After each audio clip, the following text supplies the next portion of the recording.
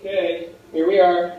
What's the date? It is June 1st. June 1st, Saturday. We worked really hard, clean up the house, and now we both dressed up, and we're gonna go out to dinner and celebrate my graduation. I got a B in Both classes. both classes, Mexican American Studies and Jazz Appreciation. Those are very important classes.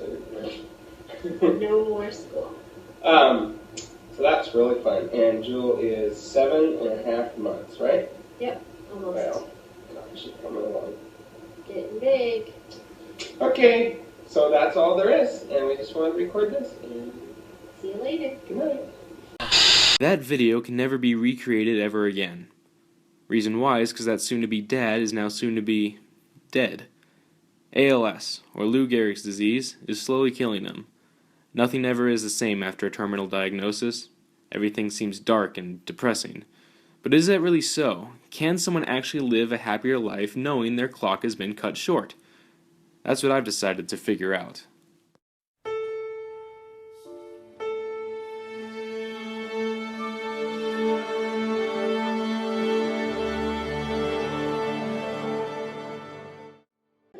It's wonderful to be here. What Indira didn't tell you is that this lecture series used to be called The Last Lecture.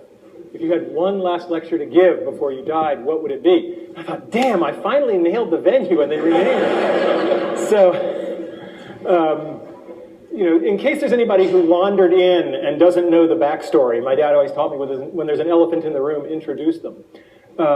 If you look at my CAT scans, there are approximately 10 tumors in my liver, and the doctors told me 3 to 6 months of good health left. That was a month ago, so you can do the math. I have some of the best doctors in the world. So that is what it is. We can't change it, and we just have to decide how we're going to respond to that. We cannot change the cards we are dealt, just how we play the hand. If I don't seem as depressed or morose as I should be, sorry to disappoint you. That was Randy Pausch, a man diagnosed with terminal liver cancer. He wrote a book called The Last Lecture.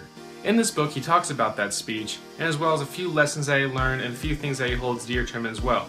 He left behind a wife and 3 kids, but before doing so, he made his situation quite public. He got a lot of attention about how he was actually feeling inside. Randy poured his heart out to the world. His words are essentially a dying man's last thoughts. What are those thoughts? We see them on page 204. Many cancer patients say their illness gives them a new and deeper appreciation for life. Some even say they're grateful for the disease. I have no such gratitude for my cancer, although I am certainly grateful for having advance notice of my death. So what exactly is this telling us? We just read that Randy has a deep appreciation for life now. Does that answer a question right there? He's happier with cancer?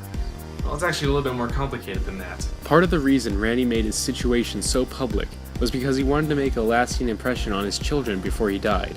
Something to remember him by. He admits at the end of his lecture the purpose of all of this by saying, "It was for my kids." So was Randy happy, or was he in distress?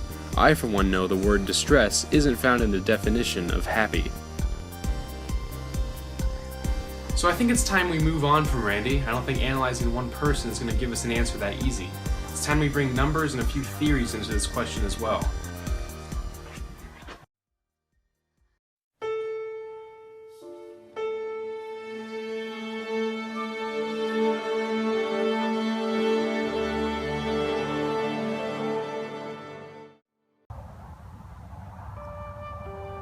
Meet Lori Drieth, a single mom that's also diagnosed with multiple sclerosis. She's also my mentor for this project. When I sat down with her, I asked her a few questions about her experiences with MS and also tested her on what's called the Kubler-Ross model. Elizabeth Kubler-Ross wrote a book called On Death and Dying in 1969. In this book, she reveals the patterns of emotions that terminally ill patients go through before their death: denial, anger, bargaining, depression, and acceptance. So, to test if Kubler-Ross's model still applied today, I asked Lori to put the 5 emotions into the order she felt matched her the best. The results are quite surprising, as she put them as acceptance, bargaining, depression, and then anger. She omitted denial because she felt that emotion didn't apply to her since her symptoms of MS were so upfront in front of her. Now this got my head scratching. How could she not match up to the model? The best guess is that the news of MS was not surprising to Lori. Her sister already has it, and the symptoms were showing up even before the diagnosis. Acceptance came first because the diagnosis gave Lori answers rather than questions. The rest of the emotions in the model seemed to follow through afterwards. But I didn't stop there. Like I said, we need a lot more people to get a good sample to figure out if patients can really be happy before death. Turns out this is already taken care of for us. I found that between 1965 and 1972, there was a study done that followed around 100 people of various ages before the time they were expected to die. They watched these patients' behaviors and asked them questions about what they were thinking. Turns out only 2 of the patients in this group were generally shivering with fear about their upcoming death. A control group of 100 sick but not terminally ill patients went through the same process and actually gave out worse results. As much as half of the patients were not happy with their lives. The Kubler-Ross model was also tested on these terminally ill patients and found that 25% of them exactly followed the model, with others having slight variations. So what can we take away from this? Well, we learned that it takes the personality to achieve happiness, not the disease itself. However, we do need the disease to be present in us to actually be dying in order for us to achieve happiness, for our mind to subconsciously strive for a place of acceptance, peace, and tranquility. This can only happen when the disease is terminal.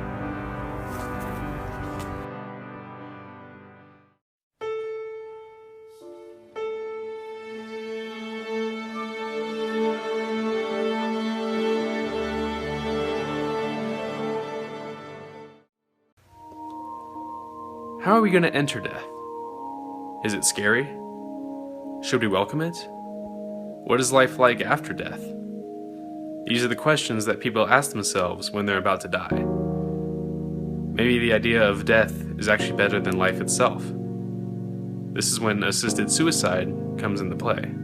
Take Brittany Maynard. She was 29 when she was diagnosed with terminal brain cancer. It gave her seizures and was expensive and painful to go through the process of treating a cancer that was guaranteed to kill her anyways. So on November 1st, 2014, doctors gave her a lethal dose of barbiturates to end her life with her consent. She lived in Oregon, which allows this because of their Death with Dignity Act. No one was charged in murdering Brittany. That's because doctors can now prescribe death to help end their patients' suffering.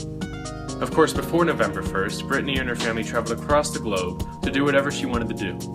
This allowed her to achieve a level of happiness that was never before possible. Assisted suicide let Brittany die happy. So where is Brittany now? Is her spirit watching over us? Is she in heaven? Or maybe she's back here in another form. Religion covers the concept of afterlife very well. Arabic religions generally think of death as the way of entering into heaven, while Hinduism favors the concept of our souls moving from one body to another. Whatever the case, knowing that death does not look like this, or worse, this, is very helpful. Death gets a lot easier when one convinces himself that death is not the end. It's not only easier for the terminally ill, but for their loved ones as well.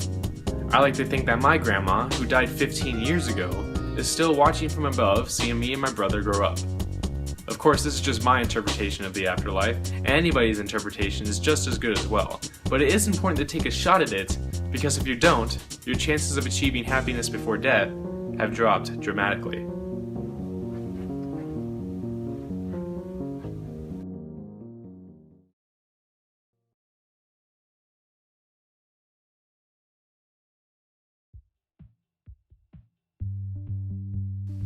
At the end of my journey of looking for a yes or no answer, the best way I found to answer the big question is by this. It's a scorecard that will give the chances of achieving happiness before death. It asks 10 yes or no questions, each being tied with something that I learned on this journey. Each question is worth a certain value of points, and by answering yes to a question, you get awarded those points. To translate the total points received into a % chance of achieving happiness, there is a key. Whatever section your total score lands in is your % chance. Take a moment to evaluate someone you know that could fill out this scorecard.